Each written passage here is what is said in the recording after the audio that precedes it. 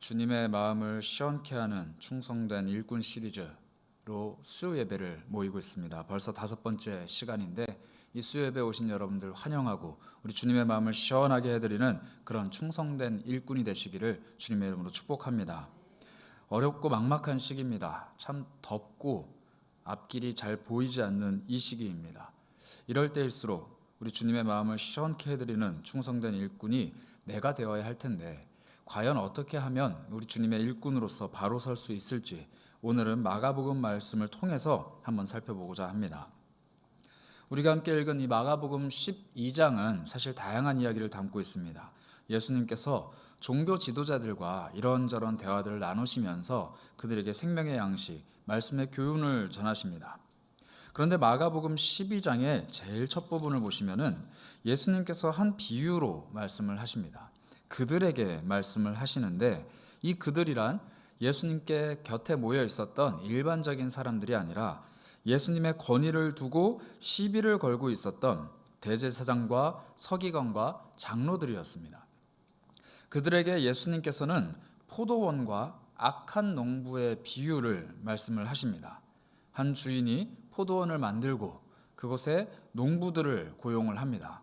그리고 그들에게 이 포도원을 새로 준 후에 먼 타국으로 갔습니다.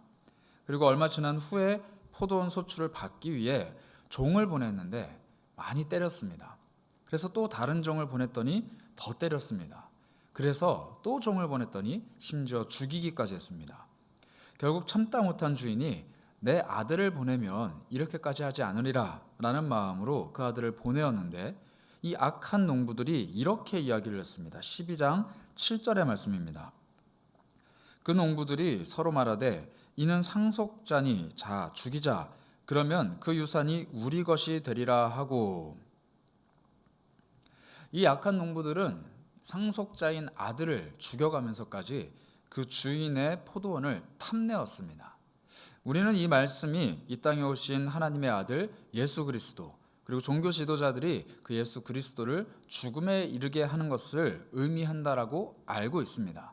그러나 아직 예수님께서 살아계시고 그리고 이 질문에 대한 이 비유와 이 속에 있는 말씀들이 눈앞에 있는 종교 지도자들에게 주어졌다는 점에서 이 이야기를 들은 종교 지도자들은 상당히 불쾌했을 것입니다. 하나님께서 그들에게 약속의 말씀과 또 종교적인 지도력과 그들이 누리고 있는 사회적인 지위를 주셨는데 이것이 하나님께서 주신 것이 아니라 자기들의 욕심으로 자기들의 잘못된 욕망으로 하나님의 백성에게로부터 탈취한 것이다 라는 뉘앙스가 들렸기 때문입니다. 그래서 이들이 이 비유를 자기 자신에게 하신 말씀인 것을 깨닫습니다. 12장 12절입니다. 그들이 예수의 이 비유가 자기들을 가리켜 말씀하신 줄 알고 잡고자 하되 무리를 두려워하여 예수를 두고 가니라. 이 비유의 말씀, 신랄한 비판의 말씀을 듣고 자신들을 가리켜 말씀하신 줄을 깨달았다면 이들은 응당 하나님을 두려워해야 합니다. 그런데 이 포도원 농부들이 주인을 두려워하지 않았던 것처럼 이 종교 지도자들도 하나님을 두려워하지 않고 오히려 예수님의 생명을 해하고자 합니다. 그러나 하나님을 두려워하지 않는 이 사람들이 무리는 두려워합니다. 하나님을 두려워하지 않는 이 목이 곧은 백성들이 이 백성들을 두려워하고 있는 아이러니한 모습을 보여줍니다.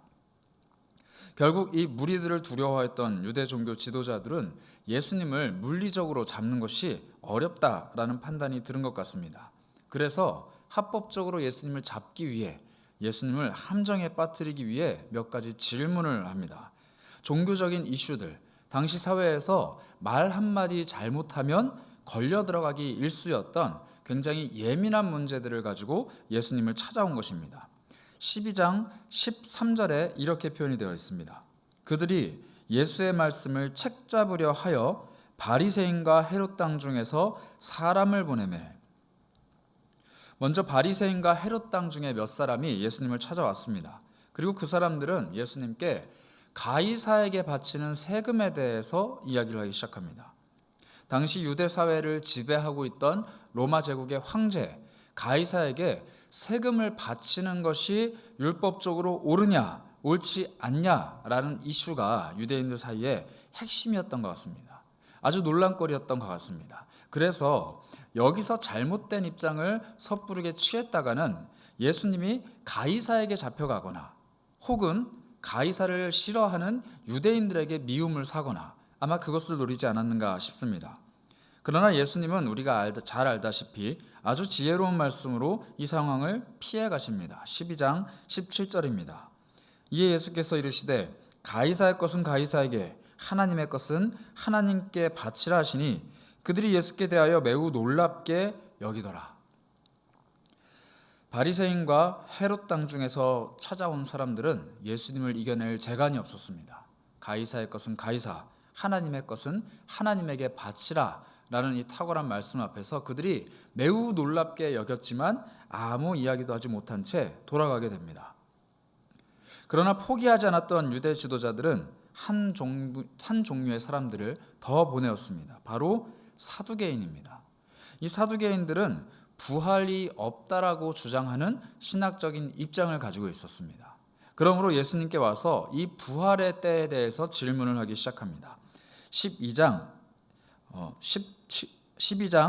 27절까지의 말씀에 이 사람들이 7 형제들 중에서 이 한 여자를 같은 아내로 둔, 즉 형이 죽고 동생이 그 형의 형수를 취하고 또 그 동생이 죽고 그 다음 동생이 형수를 취하는 굉장히 독특하고 유래를 찾기 어려운 사례를 예로 제시를 합니다. 그리고 부활의 때에 이 여인이 누구의 아내가 될 것인지를 묻습니다. 굉장히 곤란한 질문이죠. 그때 예수님께서 12장 27절에 이렇게 답변을 하십니다. 하나님은 죽은 자의 하나님이 아니요 산 자의 하나님이신라. 너희가 크게 오해하였도다 하셨습니다.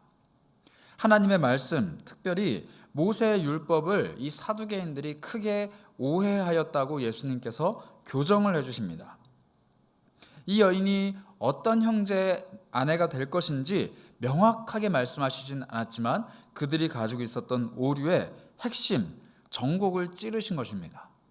한 사람의 하나님이 아닌, 또 죽은 자의 하나님이 아닌 모든 산자의 하나님, 그리고 모든 이의 한 분 되시는 하나님이다 라고 답변을 하신 것입니다.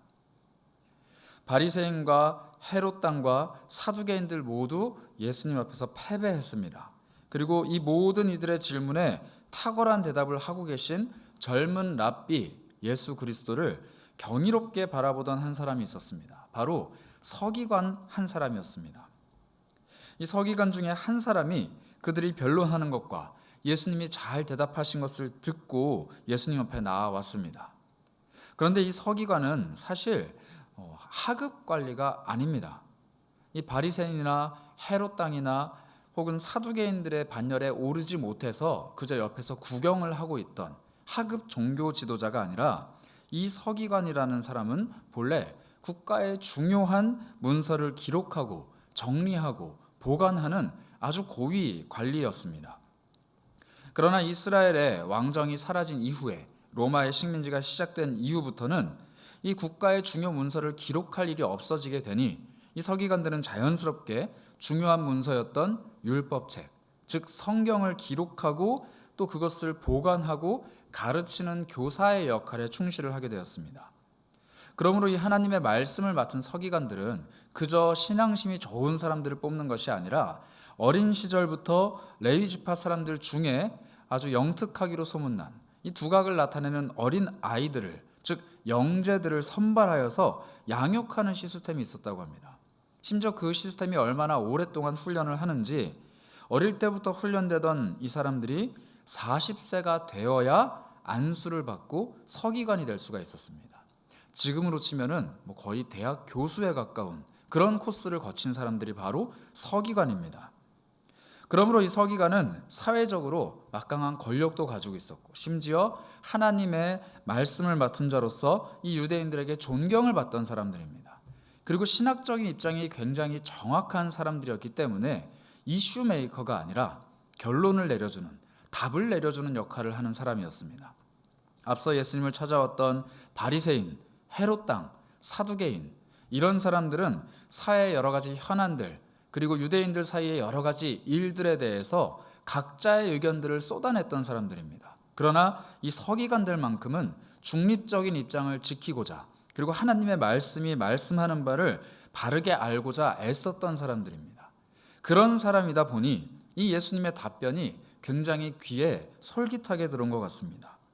예수님께서 잘 대답하신 줄을 알고 공격하려는 의도가 아닌 정말로 하나님을 믿는 그 신앙과 하나님의 율법에 관한 토론을 하고자 질문을 합니다. 오늘 본문 28절입니다. 서기관 중 한 사람이 그들이 변론하는 것을 듣고 예수께서 잘 대답하신 줄을 알고 나와 묻되 모든 계명 중에 첫째가 무엇입니까? 라고 묻습니다. 사실 계명 중에 첫째라는 것은 없습니다.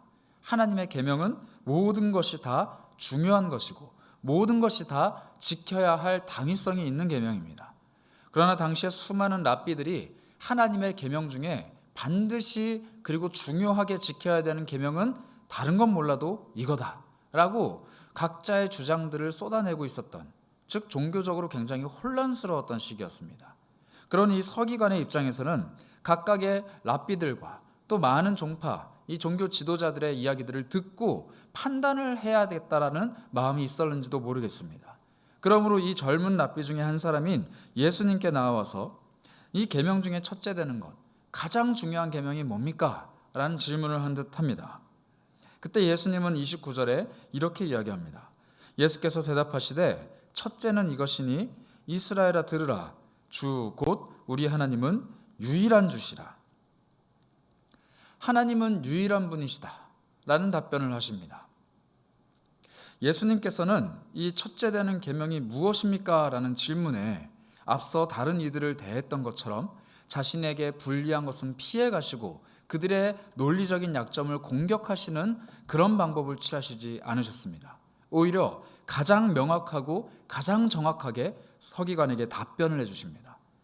하나님의 계명에 관해 순수한 마음으로, 그리고 이 계명에 가장 중요한 것이 무엇인가 탐구하는 마음으로 접근하는 이 서기관에게 예수님께서는 정확한 답변을 내려주고 계신 것입니다. 앞서 12장의 이야기가 악한 종들에 대한 비유로 시작되었다 말씀드렸습니다. 앞서 등장한 바리새인과 헤롯 당원들과 사두개인들은 예수님께서 사역에서 곳곳에서 이들에게 독사의 자식이다, 회칠한 무덤이다 라고 비난을 아끼지 않으셨던 변질된 종교 지도자들이었습니다. 그러므로 이 포도원을 지키려고 했던 주인과 그리고 그것을 빼앗으려고 했던 이 농부들, 이 관계를 보았을 때 이 종교 지도자들이 농부라는 사실은 우리가 금세 알 수 있습니다. 그런데 이 서기관은 자신도 포함되어 있는 이 당시 종교 지도자들을 신랄하게 비판하는 이 유대교 랍비, 젊은 예수라는 한 청년이 도대체 무엇을 기준으로, 무슨 근거로 자신들을 비판하는지 궁금했을 것입니다. 그러므로 이 사람과 함께 신학적인 대화를 하고 싶었던 것이죠. 주님의 종들로서 우리도 마찬가지의 자세가 필요합니다. 하나님의 일을 행할 때 우리 나름대로 신학의 가장 중요한 것들을 챙기곤 합니다. 나는 신앙의 스타일이 이래. 나는 신앙의 스타일이 이런 방향이야. 난 다른 건 몰라도 이것만큼은 꼭 포기할 수 없어. 라는 것들이 있습니다. 어떤 분들은 현장 예배를 고수하기도 합니다. 또 어떤 분들은 기도하는 자리를 고수하기도 합니다. 또 어떤 분들은 사람과의 관계를 고수하기도 합니다. 또 어떤 분들은 자신의 양심과 사회 속에서의 태도를 고수하기도 합니다. 이런 신앙의 다양한 형태들이 우리에게 있습니다. 물론 각자의 성향, 각자의 생각, 그리고 각자가 겪어온 신앙의 여정에 따라, 그리고 각자가 살아가고 있는 삶의 형태에 따라 신앙의 스타일이 달라질 수는 있습니다. 그러나 하나님께서 원하시는 참된 종들이 가져야 할 가장 핵심의 계명, 그 계명을 놓치고 있다라면 우리의 신앙의 스타일은 어쩌면 바리새인과 헤롯 당원과 사두개인처럼 각자 중요하다고 생각하는 것들을 끊임없이 나열하고 있는 그런 신앙의 행태가 될 수도 있다라는 것입니다. 우리가 다른 것들은 다 두고서라도 이것만큼은 꼭 고수하겠다. 사실 다른 것들을 다 두어서는 안 되죠. 모든 것들이 균형 있게, 조화롭게 우리 안에서 갖추어져야 할 그리스도의 덕목입니다. 그러나 이 서기관처럼 우리는 반드시 질문을 해야 합니다. 내가 그리스도인으로 살아가는 동안에 가장 중요한 내 모든 것을 걸어서 지켜야 하는 계명이 무엇인가? 예수님은 분명하게 답변하십니다. 모든 계명 중에 첫째는 우리 주, 곧 우리 하나님은 유일한 분이시다. 그리고 30절입니다. 내 마음을 다하고 목숨을 다하고 뜻을 다하고 힘을 다하여 주 너의 하나님을 사랑하라. 이것이 첫째 되는 계명이라 말씀하셨습니다. 우리가 신앙생활을 하는 동안 다른 그 무엇을 제껴두고서라도 반드시 지켜야 하는 것은 하나님을 향한 사랑입니다. 내가 하나님을 향한 사랑이 식어버렸지만 내 신앙을 지키기 위해 예배의 자리에 발걸음을 옮기고 있다면, 내가 하나님을 향한 사랑을 잊어버린 채 사람들과의 관계에 매진하고 있다면, 내가 하나님을 향한 사랑보다도 내 삶의 문제 해결에 대한 깊은 집착을 가지고 기도의 자리를 지키고 있다면 우리는 본질을 잃어버린, 첫째 되는 계명을 잃어버린 신앙생활을 하는 사람들입니다. 주님의 마음을 시원케 해드리는, 주님이 원하시는 일꾼이 아니라 악한 종들처럼 포도원을 지키긴 지키나 주의 종답지 않은 행동을 하고 있는 사람들일지도 모릅니다. 우리는 돌아보아야 합니다. 나는 과연 하나님을 사랑하는 그 마음이 불타오르고 있는가? 유일한 주님, 내 마음을 다하고 목숨을 다하고 뜻을 다하고 힘을 다하여 사랑해야 할 그 주님을 사랑하고 있는가? 그 사랑 없이 예배하고 있지는 않은가? 그 사랑 없이 기도하며 하나님의 일을 한다고 여기저기 내 발걸음을 옮기고 있진 않은가? 돌아보아야 한다는 것입니다. 서기관은 첫 번째 계명을 이렇게 답변으로 얻었습니다. 그런데 예수님께서는 흥미롭게도 서기관이 질문한 이 첫째 계명에 두 번째 계명을 덧붙이십니다. 서기관이 질문하지 않은 내용을 덧붙이시는 것이죠. 31절에 이렇게 말씀을 하십니다. 첫째는 주 너의 하나님을 사랑하라 하신 것인데 둘째는 이것이다. 내 이웃을 내 자신과 같이 사랑하라 하신 것이라. 이보다 더 큰 계명이 없다. 예수님께서는 첫째인 계명, 즉 주 너의 하나님을 사랑하라 라는 계명과 두 번째 개념, 내 이웃을 내 자신과 같이 사랑하라 라는 이 두 계명을 동일선상에서 말씀을 하십니다. 무엇이 우열이고 무엇이 열성인지 말씀하시지 않고 하나님을 사랑하는 만큼 내 이웃을 내 몸과 같이 사랑해야 하는데 이 두 가지 계명보다 더 큰 계명이 없다. 첫째 되는 계명에 너무 집착한 나머지 둘째 되는 계명을 잃어버려서도 안 됩니다. 또 둘째 되는 계명을 너무 실천하는 나머지 첫째 되는 계명을 마음에서 놓아버려서는 안 됩니다.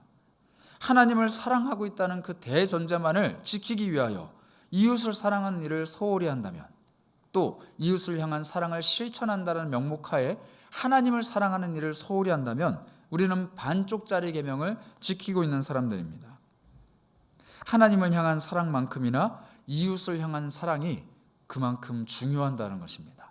동전의 앞면과 뒷면이 결코 떨어질 수 없는 것처럼 하나님을 사랑하는 사람은 반드시 이웃을 사랑하게 되어 있습니다. 그런 의미에서 우리 삶을 돌아보고 우리 심령을 돌아볼 때 내 마음에 이웃을 사랑하는 마음이 얼마나 있는가라는 지표는 반대로 내가 그만큼 하나님을 사랑하고 있다라고 이해해도 무방합니다. 하나님을 사랑하는 사람치고 이웃을 미워하는 사람이 없습니다. 이웃을 사랑하는 일에 애쓰는 사람치고 하나님을 사랑하는 일을 등한시 여기는 사람도 없습니다. 하나님을 사랑한다고 착각하고 있지만 실상 그 사랑이 없는 채로 이웃을 사랑하지 못하는 사람일 뿐입니다. 또 이웃을 사랑한다는 마음으로 접근하지만 실상 이웃과 하나님을 사랑하는 것이 아닌 나 자신을 사랑하고 인간관계를 사랑하는 것일 뿐입니다. 하나님 사랑과 이웃 사랑은 반드시 함께 가는 두 마차의 두 바퀴와 같은 것입니다. 어느 하나가 빠져버린다면, 어느 하나가 말썽을 부린다면 함께 굴러갈 수가 없는 두 계명입니다. 그러므로 주님의 마음을 시원케 해드리고 싶다, 내가 주님의 일꾼이 되고 싶다라고 마음 먹고 하나님 말씀 앞에 선 우리들은 우리 자신을 돌아보아야 하겠습니다. 포도원의 일꾼들은 주님, 즉 주인을 향한 계명 중에 두 가지 계명을 받았습니다. 하나는 포도원을 잘 가꾸는 것입니다. 또 하나는 그 소출을 주님께 다시 돌려드리는 것입니다. 이 포도원의 농부들은 악한 농부였으나 포도원은 잘 가꾸었습니다. 찾아오는 종들을 때려서 죽일 만큼 이 포도원을 잘 지켰습니다.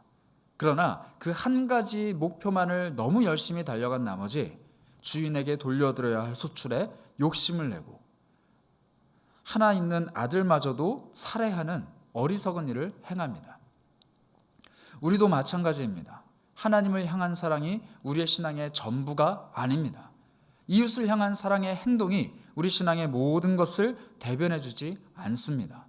그러나 굳이 기반을 따지자면 하나님을 향한 사랑이 밑에 기반으로 깔려야 될 것만 같습니다.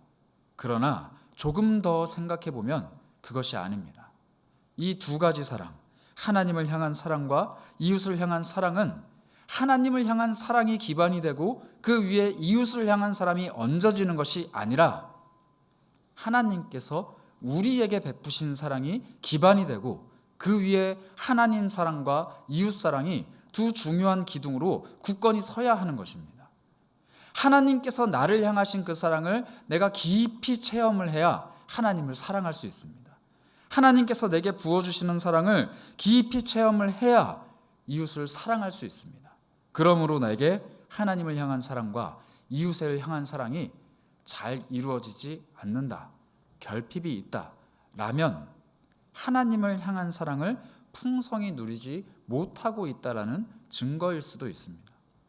그러므로 우리는 이 모든 일의 실마리를 하나님의 사랑에서부터 찾아야 합니다. 하나님께서 우리를 무한으로 사랑해 주시는데 주님의 일꾼된 우리가 그 사랑을 누리지 못한다라면 하나님을 사랑할 수도 그리고 이웃을 사랑할 수도 없습니다. 마치 주인이 멀리 타국으로 떠나갔기 때문에 그 주인의 존재를 잃어버리고 방종하고 있는 이 악한 농부들처럼 하나님의 사랑을 멀리 떠나보낸 우리들은 하나님을 사랑하는 법도 이웃을 사랑하는 법도 금세 잃어버립니다. 그러나 이 주인이 포도원으로 돌아왔을 때 이 농부들의 잘못된 것을 바로잡아줄 수 있는 것처럼 하나님의 사랑이 우리의 삶에 깊숙이 들어오실 때 우리는 하나님을 진정으로 사랑할 수 있고 이웃을 향한 사랑을 진정으로 펼칠 수가 있는 것입니다. 그러므로 모든 것 위에 덮고도 남을 만한 하나님의 사랑이 우리 삶에 임해야겠습니다. 우리는 알고 있습니다. 늘 언제나 하나님의 사랑은 우리를 향해 있다는 것을 알고 있습니다. 그러나 주인의 관심이 늘 포도원에 있지만 주인이 먼 타국에 떠나가 있는 때가 있는 것처럼 하나님의 사랑이 늘 우리에게 관심을 갖고 계시지만 그 사랑을 우리가 멀리 떠나보낼 때도 있습니다. 그러니 우리는 다시금 주님의 사랑을 회복해야만 합니다. 아니, 주님의 사랑이 회복되는 것이 아니라 그 사랑을 누려야 하는 내 삶이 회복이 되어야 합니다. 그렇게 풍성한 주님의 사랑을 누릴 때 우리는 다시금 하나님을 사랑할 수 있고 이웃을 사랑할 수 있습니다. 우리 마음의 간절한 염원으로 하나님을 사랑하는 마음을 실천할 수 있는 것이고 또 우리 마음의 간절한 소원으로 이웃을 향한 사랑을 실천할 수 있는 것입니다. 그러므로 이웃 사랑은 우리의 예배입니다. 하나님 사랑은 우리의 선행입니다. 이웃을 향한 우리의 선행이 곧 하나님을 향한 예배이고 하나님을 향한 예배가 곧 이웃을 향한 선행이 될 수 있습니다. 이 둘은 결코 분리할 수 없는 하나의 사랑입니다. 왜냐하면 하나님께서 이웃의 모습으로 우리에게 찾아오시기 때문입니다. 우리는 알고 있습니다. 예수님께서 말씀하셨던 너 주위에 있는 소자에게 물 한 그릇을 준 것이 나에게 한 일이라. 이웃에게 한 악한 행동이 나에게 한 일이라. 이웃을 사랑하는 일이 나에게 한 일이라. 하나님 사랑과 이웃을 향한 사랑을 하나로 여기시는 우리 주님. 하나님께서 우리에게 베풀어 주시는 그 사랑을 회복했으면 합니다. 그리고 그 사랑이 회복된 그 기쁨으로 말미암아 하나님 사랑, 이웃 사랑을 힘껏 실천하는 우리 모두가 되었으면 합니다. 우리가 예배하는 일, 그리고 이웃을 향해 복음을 전하고 사랑을 전하는 일을 둘 다 동시에 최선을 다해 수행해야 되는 이유가 이곳에 있습니다. 이웃을 사랑하는 일, 지역을 사랑하는 일, 그리고 이웃과 지역에게 복음을 전하는 일에 최선을 다하는 우리 모든 성도 여러분, 그리고 사랑하는 세계로 교회 공동체가 되기를 주님의 이름으로 축복하며 간구합니다.